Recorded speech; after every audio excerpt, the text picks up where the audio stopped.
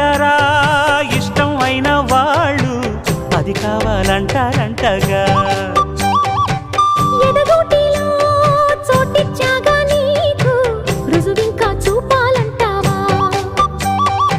ఏమో గాని అది ఎక్కడుంది మీరేమనుకోనంటే నేనే వెళ్ళి తెచ్చుకొందునా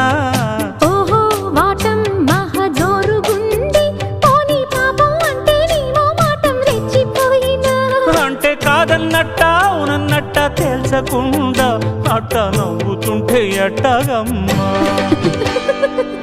ఇవ్వాలి ఇవ్వాళైనా మీరు ఏది అది అమ్మాయి గారు